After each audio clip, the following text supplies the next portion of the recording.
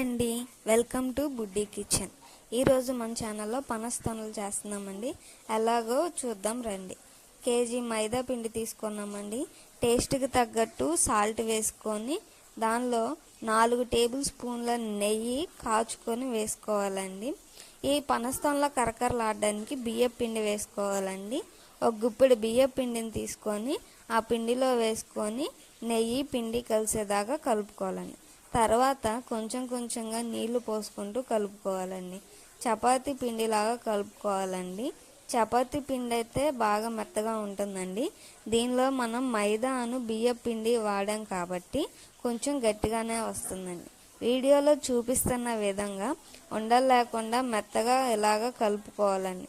మొత్తం మంచిగా ఒక దగ్గరకు అయ్యేలాగా కలుపుకొని ఒక 5 నిమిషాలు పక్కన పెట్టుకోవాలండి. తర్వాత దాన్ని తీసుకొని ఇలా అన్ని ముక్కలు సమానంగా కట్ చేసి ఉండలా చేసుకోవాలండి. ఈ ఉండలన్నీ సమానంగా ఉండడం వల్ల మనం చేసే పువ్వులు కూడా ఒకే సైజులో ఉంటాయండి.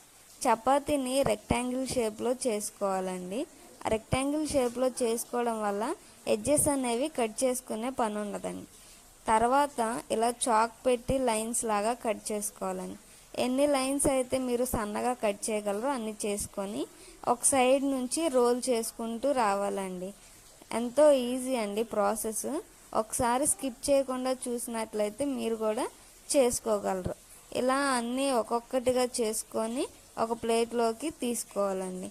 ఇలా మేము మొత్తం అన్నీ ఒక ప్లేట్లోకి చేసుకున్నవి తీసుకున్నాము. తర్వాత పొయ్యి మీద నూనె పెట్టుకొని వేడి చేసుకోవాలండి. ఈ పనస్తొనలు అనేవి ఒక్కొక్కటిగా వేసుకోవాలండి. గ్యాస్ దగ్గర నుంచొని అంతసేపు చేసే బదులు అందరు కూర్చొని పొయ్యి దగ్గర ఒకళ్ళు వేస్తూ ఒకళ్ళు తీస్తూ ఉంటే బాగుంటుందండి. వీడియోలో చూసిన విధంగా ఎలా పొంగుతున్నాయో చూసారండి. ఆ కట్ చేసిన లేయర్స్గా వస్తాయండి. అప్పుడే అవి కరకరలాడుతూ వస్తున్నట్లు బాగా వస్తున్నట్లు. అవి ఒక సైడ్ కాలని అనుకున్నప్పుడు ఇంకో సైడ్ తిప్పుకోవాలండి. 2 సైడ్లు లైట్ బ్రౌన్ కలర్ వచ్చే వరకు బాగా కాల్చుకోవాలండి.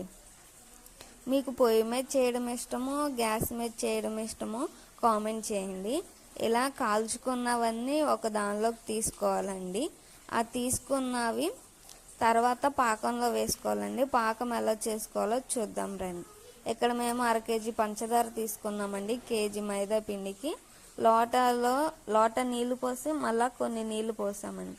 పాకం ఎలా మిస్ అయిందో కానీ ఆ వీడియో క్లిప్ మిస్ అయిందండి. అందరికీ తెలిసిందే కదా పాకం ఎలా చేసుకోవాలో. పొయ్యి మీద పెట్టుకొని తీగ పాకం వచ్చే వరకు ఉంచుకొని యాలుక్కాయలు వేసి తీసుకోవాలండి. అది గోరువెచ్చగా ఉన్నప్పుడు లోపలికి తీసుకొచ్చుకొని ఒక్కొక్క పనస్తోని వేసుకొని పాకం 2 సైడ్లు అంటేదాకా ఉంచుకోవాలండి. అలా తీసుకున్నవి వేరే దానిలో ఏదన్నా బేషన్లోకి ట్రాన్స్ఫర్ చేసుకోవాలండి. అలా అన్ని పనస్తొనల్ని చేసుకోవాలండి. అంతేనండి, పనస్తొనలు రెడీ అయిపోతాయి.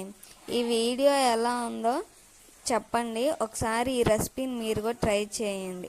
నచ్చినట్లయితే లైక్ చేయండి, షేర్ చేయండి, సబ్స్క్రైబ్